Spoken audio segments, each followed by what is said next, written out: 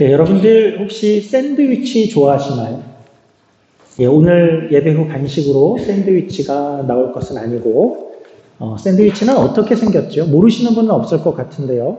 겉에는, 아래와 겉에는 빵이 있고, 그 안에 내용물이 들어가 있습니다.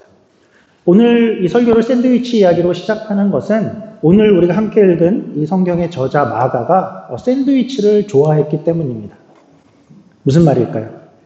먹는 샌드위치는 아니고 글을 쓰는 방식에 있어서 어떤 기법 중에 샌드위치 구조라는 것을 마가가 좋아하고 즐겨 썼었습니다.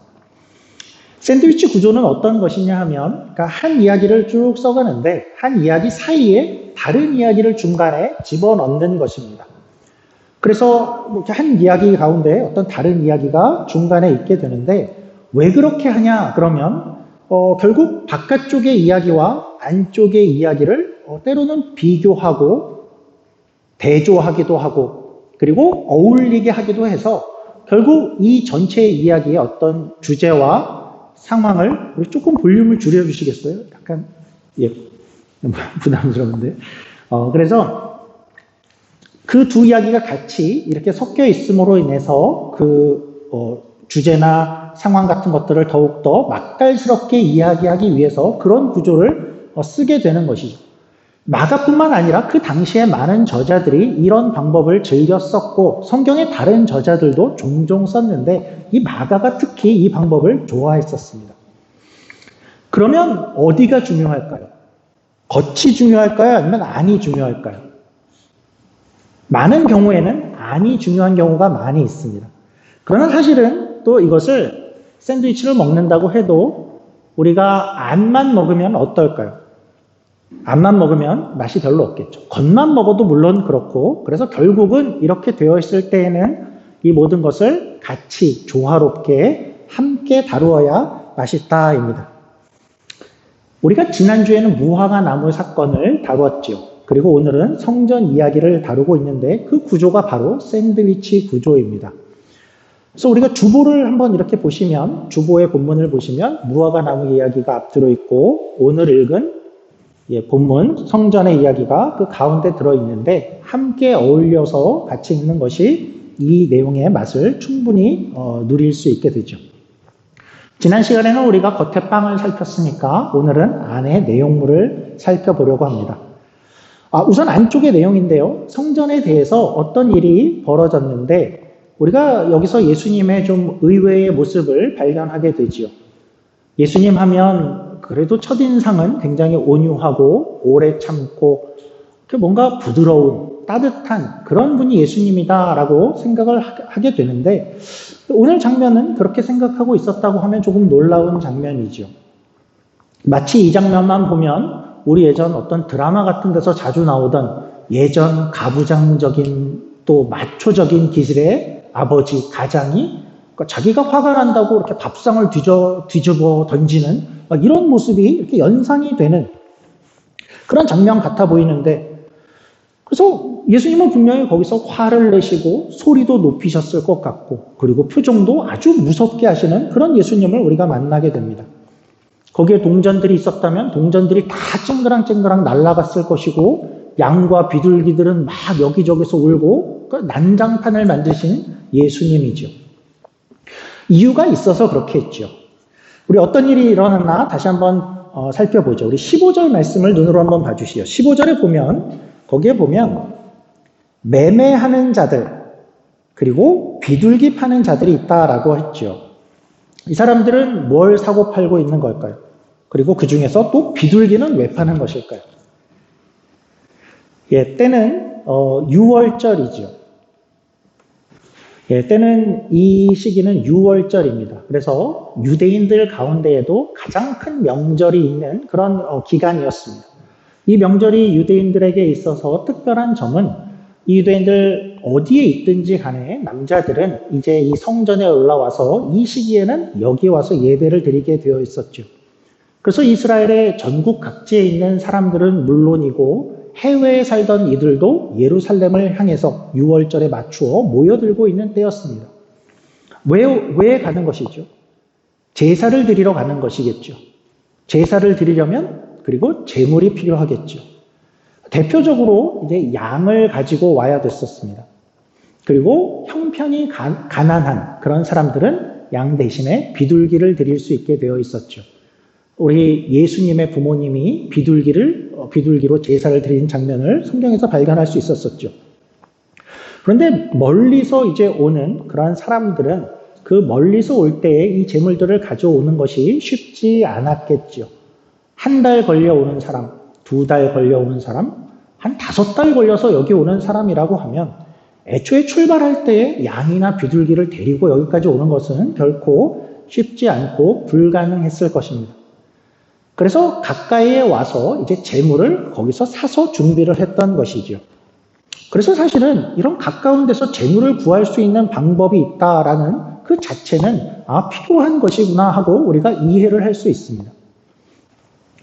그리고 더군다나 제물을 먼 데서부터 가까이 가지고 오는 것이 거의 불가능해 보이는 이유가 또 있었는데 그것은 제물들을 가지고 왔을 때 제물들의 조건이 있었죠.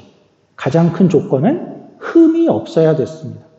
그런데 1달, 2달에 걸려서 이 제물들을 데리고 오다 보면 그 제물에 상처가 날 수도 있고 흠이 생길 수도 있고 아플 수도 있고 그래서 가까운 데서 제물을 파는 사람들이 존재했었죠. 우리 다시 한번 15절을 눈으로 봐보시죠. 또 어떤 사람들이 있는가 하고 보니까 거기에 돈을 바꾸는 자들이 있었다라고 합니다. 돈은 왜 바꾸고 있었을까?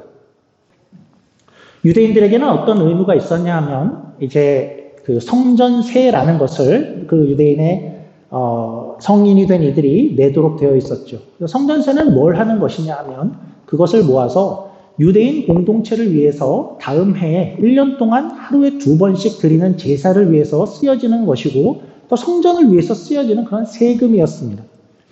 근데 성전세를 낼 때에 어떤 이들이 뭐 로마 화폐라든지 이렇게 헬라 화폐 같은 것들로 내려고 치면 성전 쪽에서 유대인들이 보기에는 아니 이 성전은 거룩한 것인데 무슨 로마 황제의 얼굴이 그려져 있고 그런 돈을 어떻게 받을 수 있냐 해서 그런 돈을 받지 않고 돈을 바꿔서 유대 화폐로만, 그러니까 특별히 성전에서 쓰이는 화폐로만 받게 되어 있었습니다.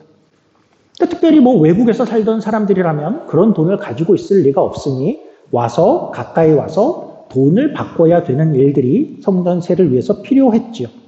이 일들이 필요했다라는 것은 우리가 충분히 이해를 할 수 있습니다. 그래서 그 당시에 이런 일들을 하는 곳이 유대인 그 성전 근처 그리고 감람산 주변에 여러 곳들이 있었다라고 하죠. 그런데 우리가 상상을 해보면 이런 곳들이 성전 주변에 그 필요에 의해서 여러 군데가 있었다라고 한다면 그 중에서도 가능하면 어떤 곳이 가장 인기가 좋았을까요? 아무래도 성전에 가까울수록 인기가 좋았겠죠. 양을 사도 비둘기를 사도 이왕이면 좀 더 가까운 곳이 유리했을 것입니다. 인기도 많고. 그런 가운데 이제 그 당시 성전을 관리하던 대제사장과 사두개인들이 이런 장면들을 보면서 가만히 보니까 이걸 이렇게 잘 하게 되면 큰 장사가 되겠다라는 생각을 하게 된 것이죠. 가까운 데가 더 유리하다면 그러지 말고 아예 성전 안으로 들어오면 어떨까 하게 된 것입니다. 그러면 정말 큰 돈이 되겠고, 그래서 이들은 이제 뭐 수수료를 받고 자리를 내어주던지 아니면 자기들이 어떤 부분을 실제로 운영하던지 해서 결코 이들이 허락하지 않으면 성전에 장사하는 이들이 들어왔을 리는 없을 텐데 이들이 허용을 하고 말하자면 야합을 해서 상인들은 그걸 통해서 돈을 벌고 이 관리하던 대제사장과 사두개인들도 그 안에서 돈을 벌고 이익을 얻게 되는 그러한 일들을 이제 하게 된 것이죠. 그들 편에서는 뭐 대목이었고 로또를 맞은 것이고 사업으로 생각하면 대박이 난 것입니다. 그러니까 야합은 그 정도에서 그치지 않았고 이제 대제사장은 사람들이 양들을 가지고 오면 어떻게 할 수 있었을까요? 야, 이 양은 흠이 있는 것 같아. 이렇게 흠집을 잡는 거죠. 그래서 너 다른 거 사와. 그러면 보통 사람들은 어쩔 수 없어서 또 파는 사람들에게 가서 다른 재물을 또 사야 됐었고 또 재물을 팔고 있던 상인들 쪽에서는 야, 로마 화폐 안 받아. 그러면 또 가서 돈을 환전해 갖고 와서 그걸 사야 되고 비둘기를 파는데 당시에 그 안에서 파는 비둘기는 수배에서 수십 배 비싼 가격으로 팔렸다라고 하죠. 비둘기는 애초에 가난한 이들을 위해서 하나님께서 마련하신 그런 제도인데 거기서 풍리를 취하고 있었던 것입니다. 역사 기록에 따르면 AD 66년에 그 6월절 기간에 예루살렘에서만 도살된 양이, 거기서 희생제사로 도살된 양이 25만 5천 마리라고 합니다. 그러니까 도대체 이게 얼마나 큰 사업이었겠습니까? 환전도 그렇죠. 환전이라는 것이, 환율이라는 게 이렇게 정해져 있는 것이 아니고 언제나 수요와 공급에 의해서 그 가격이 달라지는 것인데 어느 한편에서 그것을 독점하게 된다 그러면 부르는 게 값이 되는 것이죠. 그래서 거기 있는 이들에게는 6월절은 그야말로 대목이었고 마음대로 돈을 버는 일들이 일어나고 있었죠. 그래서 거기는 계산과 장사, 이윤, 욕망, 돈을 향한 탐심 이런 것들이 가득한 비즈니스의 장소가 되어졌던 것이죠. 그런데 여기가 어디라고요? 여기가 성전이 그렇게 된 것입니다. 그러니까 성전은 뭐 하는 곳이었겠습니까? 하나님을 만나는 장소였겠죠.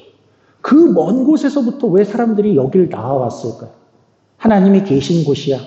거기 가서 하나님을 더 가까이 만나고 싶고 기도하고 예배하고 그리고 제사를 드리면서 자기의 죄를 회개하고 새로운 삶을 하나님 앞에서 살겠습니다. 거기서 나는 결단을 할 거야. 그런 마음으로 나오는 것이 성전이고 하나님을 만나는 것을 소원하는 그런 장소인데 여기는 그런 영성, 믿음, 신앙 이런 것이 있는 곳이 아니라 이제 세상보다 더한 장사, 돈, 욕망이 다스리는 장소가 되어져 버렸죠. 특별히 이 일들이 일어나는 곳은 어디였다라고 보이냐 하면 이방인의 뜰로 보입니다. 성전 중에서도 성전은 그 가운데 가장 중심에는 지성소와 성소가 있고 그리고 제사장의 뜰이 있고 여인의 뜰이 있습니다. 그리고 그 주변에 가장 넓은 공간들이 이방인의 뜰로 둘러져 있죠. 이방인의 뜰 그러면 이름처럼 거기는 뭐 하는 곳이냐 하면 이방인들이 들어올 수 있는 곳입니다. 그러니까 이방인들 입장에서는 이방인들이 이제 우리도 당신들이 믿는 그 하나님을 만나고 싶습니다 하는 그런 마음으로 들어올 수 있는 곳이죠. 이방인들이 거기에 들어오는 것 자체가 사실은 굉장히 감격이 있는 공간이다라고도 말할 수 있겠죠. 그런데 거기에서 야 이방인들이 들어왔어? 야 비켜봐. 우리는 장사해야겠어. 그렇게 된 것이죠. 그러니까 이런 배경에서 이제 예수님이 어떻게 말씀을 하시냐면 우리 17절 말씀 한번 보시죠. 17절입니다. 이렇게 말씀하시는 겁니다. 이에 가르쳐 이르시되 기록된 바 내 집은 만민이 기도하는 집이라 칭함을 받으리라고 하지 아니하였느냐. 그래서 예수님은 만민이 기도하는 집이다라고 이야기를 하죠. 그래서 우리가 얼핏 이 말씀을 보면 아 그래 많은 사람들이 기도하는 곳이라고 이야기했구나 이런 정도로 보이는데 사실은 더 큰 강조는 어디 있냐 하면 이 말의 강조는 만민에게 있습니다. 그러니까 이 구절은 지금 예수님이 구약의 이사야 성경의 한 부분을 인용한 것인데요. 우리 원래 이사야로 한번 가보시죠. 우리 주보로 화면으로 한번 이사야서 56장 6절 7절 말씀 어떤 이야기를 하고 있는 중이었냐 하는 것을 한번 확인해 보죠. 6절입니다. 또 여호와와 연합하여 그를 섬기며 여호와의 이름을 사랑하며 그의 종이 되며 안식일을 지켜 더럽히지 아니하며 나의 언약을 굳게 지키는 누구냐면 이방인들마다 내가 곧 이방인들을 나의 성산으로 인도하여 기도하는 내 집에서 그들을 기쁘게 할 것이며 그들의 번제와 희생을 나의 제단에서 기꺼이 받게 되리니 이는 내 집은 만민이 기도하는 집이라 일컬음이 될 것입니다. 그래서 이사야 56장은 그러니까 너희 이방인들아 하고 이야기를 합니다. 이방인들아 너희가 여호와하고 멀다고 그렇게 생각하지 마. 이방인들 너희가 여호와와 이렇게 가능성이 없는 마른 나무와 같이 그렇게 생각하지 마라. 하나님 편에 너희가 서기만 한다면 너희는 원래의 아들, 딸보다 훨씬 더 나을 수 있을 거야. 그리고 여호와의 집은 어떤 집이 될 것인지 알아? 만민이 기도하는 집. 유대인만 아니라 이방인들도 함께 모두가 함께 기도하는 집이 될 거야. 이 얘기를 하고 있었던 것이죠. 그러니까 이방인들이 모두가 다 이 성전에 들어올 것, 그런 집이 될 것을 기대하는 마음으로 이사야가 이야기를 한 것이고 그 기대가 대표적으로 이루어질 수 있는 곳이 어디죠? 이방인의 뜰이죠. 그런데 오늘날 예수 시대에 그 성전 이방인의 뜰에서 뭘 하고 있었냐면 거기서 장사를 하고 있더라. 야, 얼마 벌어? 기도하려는데 저리 가봐. 얼마? 장사해야 돼. 예수님은 그런 곳에서 이제 여기는 이방인들이 그리고 모두가 기도하는 곳이어야 돼 하는 것을 말씀하신 것이죠. 우리 17절 또 이어서 한 구절이 조금 더 나오는데요. 17절에 이어서 이런 단어가 보이죠. 17절입니다. 여기가 강도의 소굴이 되었다라고 이야기합니다. 이 말씀도 예수님께서 다른 구약의 성경을 인용한 것인데 한번 볼 필요가 있을 것 같은데요. 우리 예레미야 7절입니다. 제가 한번 읽어보겠습니다. 너희가 도둑질하며 살인하며 간음하며 거짓 맹세하며 바알에게 분향하며 너희가 알지 못하는 다른 신들을 따르면서 그러니까 너희는 그렇게 살면서 그리고 나서 내 이름으로 일컬음을 받는 이 집에 들어와서 내 앞에 서서 말하기를 우리가 구원을 얻었나이다 하느냐 이는 이 모든 가증한 일을 행하려 함이로다. 내 이름으로 일컬음을 받는 이 집이 너희 눈에는 도둑의 소굴로 보이느냐 보라 나 곧 내가 그것을 보았노라 여호와의 말씀이니라. 그러니까 여기는 어떤 내용이냐 하면 너희는 도둑질을 하고 있고 살인을 하고 있고 간음하고 있고 바알에게 다른 신에게 제사하고 분향하고 니네는 그렇게 마음대로 살고 있으면서 그렇게 살다가 성전에 와서는 야 우리는 성전에 있을 수 있어. 성전에 있잖아. 우린 하나님 편이야. 우리는 성전에 있으니까 안전하다. 우리는 구원을 얻은 거야. 그러니까 여기가 무슨 도둑의 소굴이냐는 거죠. 삶은 나가서 마음대로 살면서 그리고 여기에 와서는 평안함을 느낄 수 있냐. 그러니까 어떤 식이냐 하면 도둑의 소굴은 어떤 곳일까요? 강도들이 도둑의 소굴, 그 은신처로 가면 어떤 느낌을 가질까요? 거기는 강도들이 안심하는 곳이죠. 편안한 곳이죠. 강도들의 소굴이니까 누가 여기로 잡으러 오는 사람도 없고 그리고 모두가 다 강도니까 그냥 거기서 편안한 거죠. 자기들이 강도지만 전혀 양심의 가책도 없죠. 왜냐하면 다 강도니까. 근데 성전이 그렇게 되었다는 것이죠. 강도 같은 이들이 오히려 편안함을 누리는 곳이 성전이 되었다. 그리고 반대로는 기도하고 싶고 예배하고 싶어서 나오는 이들이 영 불편한 곳이 되는 것이죠. 예배보다는 돈과 이익과 그런 욕심이 더 편안한 장소가 되어버렸구나라는 뜻이죠. 오늘날 교회는 어떤 곳이 되어야 될까요? 모두가 죄를 짓고 막 내 욕망을 표출하고 여기 있는 사람들이 다 남을 이용하고 모두가 그렇게 살아도 다 편안한 곳이 교회가 되어야 할까요? 그렇지 않지요. 그러한 마음들이 어쩌다가 교회에 들어오려 하다가도 나는 여기 와서 내 이익을 위해 살아야지, 내 욕망을, 내 탐심을 이루어야지 그렇게 들어오다가도 이 교회 안에 들어와서는 모두가 다 그렇게 살지 않는 모습을 발견하면서 그런 마음이 오히려 불편한 곳이 되어줘야 되겠죠. 내 유익을 구하는 곳이어야 돼 하고 왔는데 여기 있는 사람들이 다 서로를 위해서 살고 있고 자기를 희생하면서 남을 돕고 있는 모습을 보면서 내가 내 그런 모습이 불편한 곳이 되어야 되겠죠. 죄를 짓고 살다가 여기 왔는데 오히려 더 편안한 곳이 되는 것이 아니라 죄를 짓는 내 모습이 여기 오니 너무 불편해. 그런 모습이 되는 것이 교회가 되어야 되겠죠. 그리고 모든 것 위에 교회는 예배하는 만민이 기도하는 그런 곳이 되어야 하겠죠. 교회는 하나님을 더 가까이 만나기 위해 나아오는 곳이 되어야 되고 찬양하고 기도하고 또 말씀을 사모하는 마음이 더 커지는 마음으로 교회를 향하는 곳이 되어야 하고 죄가 있다면 그리고 그것이 마음에 갇히게 되었을 때 더욱더 부끄러움이 들어지고 하나님 앞에서 새로운 인생을 다짐할 수 있는 그러한 곳이 교회가 되어야 되겠죠. 오늘 우리 교회가 또 앞으로의 우리 교회가 그런 곳이 되기를 소원합니다. 한 가지 일어난 이야기를 잠시 언급하고 싶은데요. 요즘 약 지난 한 달 동안 굉장히 이슈가 된 어떤 사건 현장이 있습니다. 이것이 이제 외부로 알려지기 시작한 것은 소셜 미디어를 통해서 이렇게 알려지게 되었고, 그래서 기독교계에서 많은 관심을 갖게 되고, 미국에서는 방송과 언론에서도 이렇게 방송이 된, 그래서 이슈가 된 어느 예배처의 모습이 있죠. 너무 유명해져서 전 미국에 있는 많은 성도들이 그곳을 방문하러 이렇게 찾아가서 매일 수천 명의 사람들이 거기를 가보려고 줄을 서고 있고 그런 곳이죠. 여기는 미국 켄터키의 윌머라는 작은 도시의 에즈베리 대학의 한 강당입니다. 그 도시는 매우 작은 도시라고 합니다. 한 6천 명 정도가 사는 그런 도시인데 거기에 수천 명의 사람들이 몰려들고 어느 주일에는 2만 명 가까운 사람들이 몰려들었답니다. 그리고 그 강당에 수천 명이 들어가려고 줄을 쭉 서 있고 그런 모습들이 일어나고 있었는데 무슨 일이 일어난 것인가 할 때에 정확히 한 달 전쯤에 2월 8일이었답니다.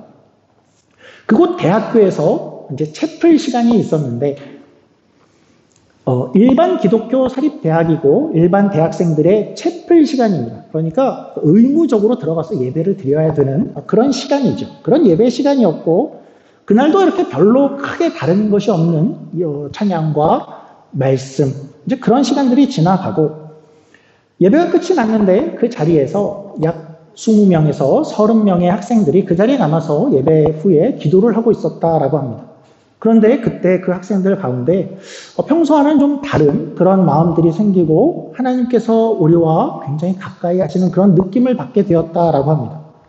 그래서 그 친구들이 이런 상황 가운데 있으니까 자기들의 친구들에게 연락을 해서 우리가 계속 기도를 하고 있는데 같이 와서 기도하면 좋겠다. 그래서 이제 그곳에 그 친구들이 채플이 끝나고 돌아간 친구들이 다시 돌아와서 50명, 60명, 70명 이렇게 다시 모이기를 시작했습니다.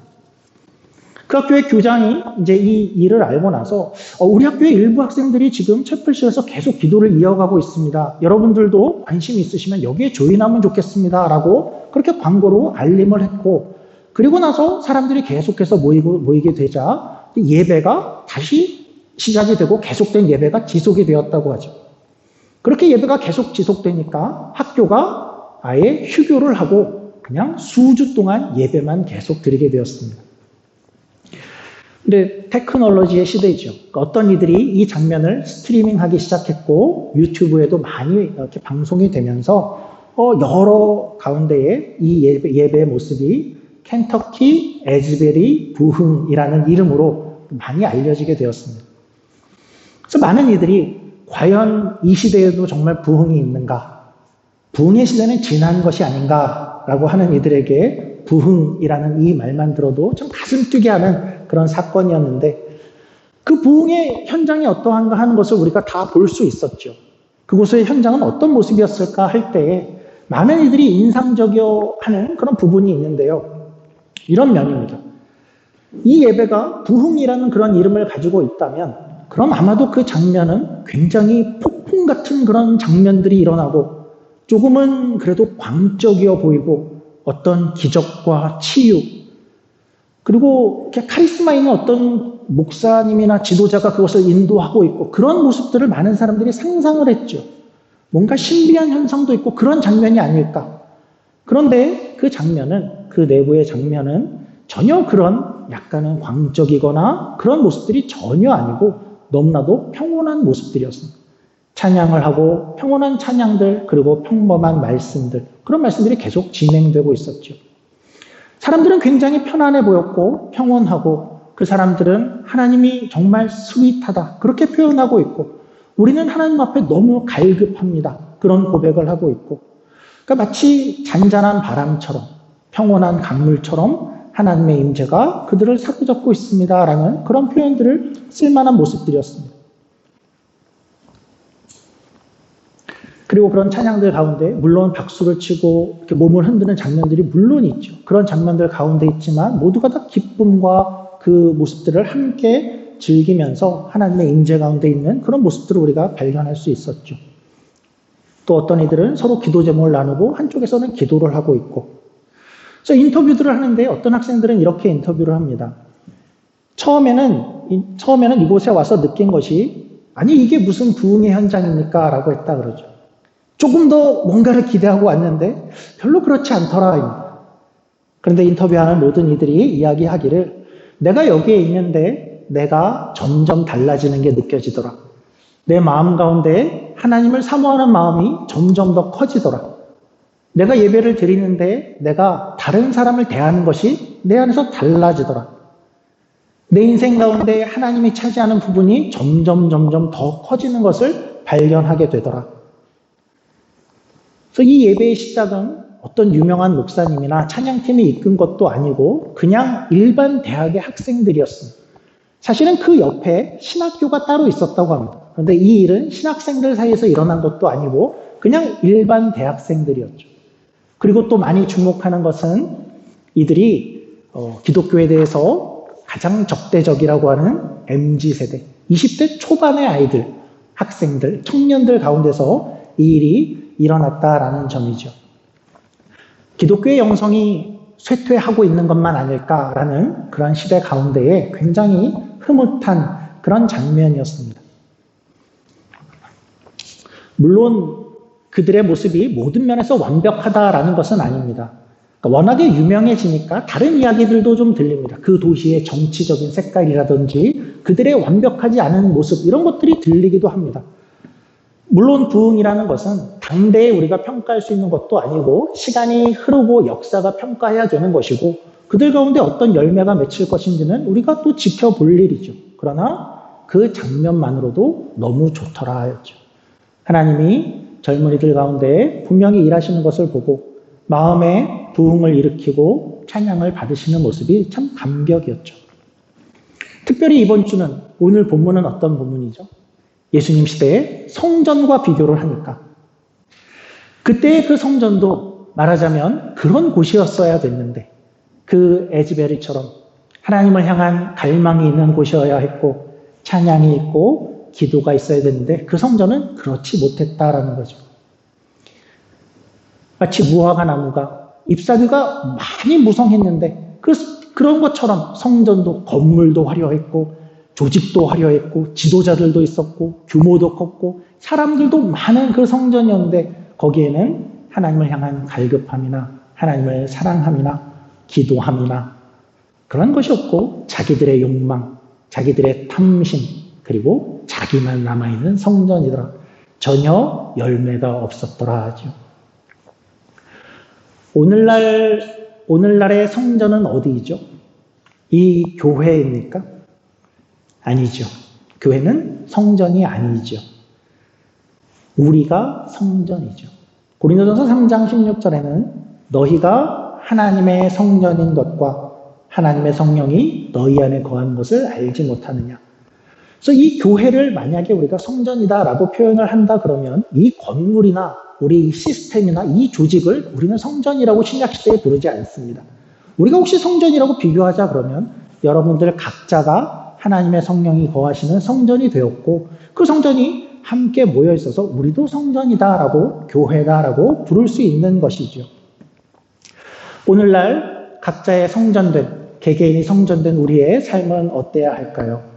바라기는 우리가 저곳 역사에서 발견한 에즈베리의 그 부흥처럼 우리 가운데에 하나님을 사모하는 마음이 점점 커지고 하나님을 갈급하는 마음들이 가득해지고 또 우리가 하나님의 사랑과 하나님의 성품을 배워가고 우리에게 죄된 모습들이 점점 더 부끄러워지며 그러한 모습들을 하나님께 회개하고 또 하나님의 자녀다운 그런 모습을 더욱더 바라는 모습으로 각자가 그런 부흥들이 일어날 때 또 우리 함께 있는 모임 가운데에도 하나님께서 일하시고 기쁜 마음으로 우리의 예배를 흠양하실 줄 믿습니다. 함께 기도하겠습니다. 하나님 아버지, 2000년 전 성전의 모습을 바라보며 참 인간들이 만들어낸 그 이기심과 욕심들이 가득한 그 사람들이 어떻게 성전을 망쳐버렸는가 하는 것을 우리가 살펴봅니다. 하나님 반대로 또 이 시대에 일어나고 있는 한 학교의 부흥을 바라보면서 우리의 모습이 어때야 할까라고 생각을 할 때에 우리 가운데도 그렇게 하나님을 사모하는 마음과 하나님을 집중하는 모습과 하나님을 만나기를 간절히 원하는 그런 소원함이 가득한 우리의 인생이 되어지게 하시고 각자의 인생이 그렇게 되어지게 하시고 우리가 함께 모였을 때 더욱더 큰 하나님을 향한 열망으로 가득한 우리의 예배와 우리의 교회가 되게 하여 주시옵소서. 이 모든 것들을 위하여 함께 기도하고 소원하게 하시고 하나님의 큰 긍휼과 은혜로 우리를 채워 주시옵소서. 감사하며 예수님 이름으로 기도드립니다. 아멘.